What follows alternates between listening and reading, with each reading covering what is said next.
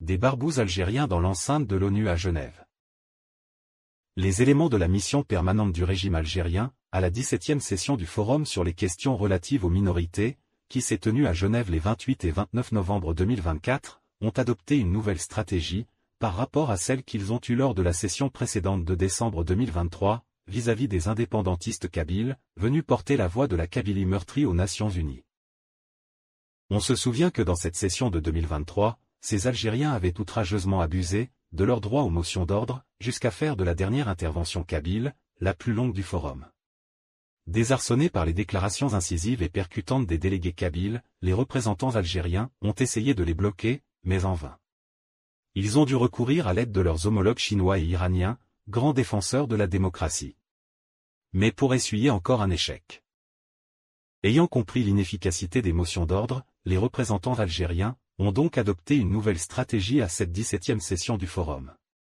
Ils n'ont fait aucune motion d'ordre contre les 5 interventions kabyles. Dommage. On aurait tant apprécié que le Juda kabyle, le dénommé Hakim Bouaziz, perde son sang-froid et s'exclame encore en kabyle dans cette mythique salle des Nations Unies. Un contraste avec la représentante de l'Iran, qui a poussé jusqu'à l'outrance l'usage de la motion d'ordre systématique contre toutes les interventions concernant l'Iran.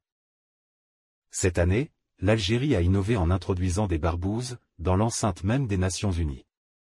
Bien entendu, ces barbouzes sont entrés dans cette enceinte sacrée, comme d'honorables représentants de la République algérienne démocratique et populaire. Sauf qu'ils étaient totalement démunis de tout matériel de travail tel qu'un ordinateur portable, ou un cartable comme on en voit chez tous les participants au forum.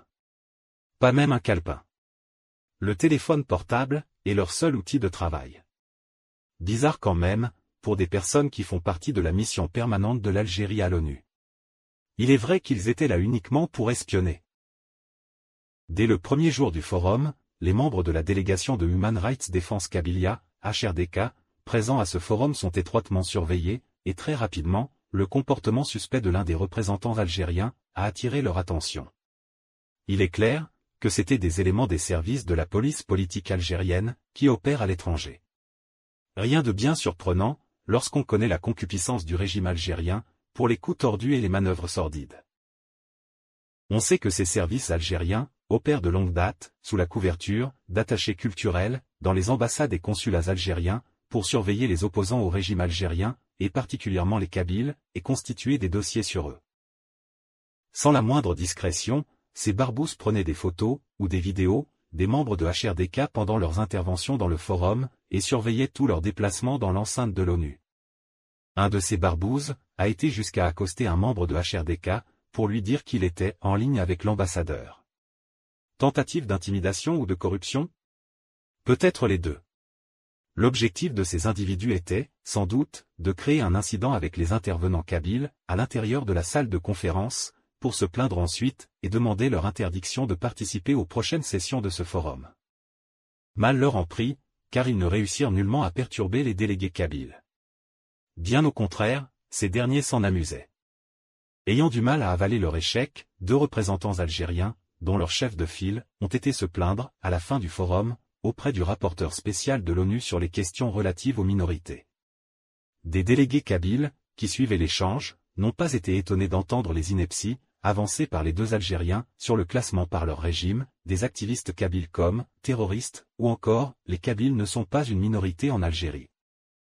Ce fut encore un échec, car ils n'obtinrent du rapporteur, qu'il faut saluer, qu'un rappel très explicite sur le droit des peuples, en particulier le peuple kabyle, à exercer leur droit à l'autodétermination. Le régime algérien a, une fois de plus, montré sa face hideuse et l'étendue de sa bassesse. Ces manœuvres font partie des méthodes d'intimidation et de harcèlement bien connues des services du régime algérien, qui les a apprises du KGB et de la Stasi. Les représentants de la mission permanente de l'Algérie à l'ONU auront gagné une plainte, déposée par la délégation kabyle auprès du rapporteur spécial des Nations Unies.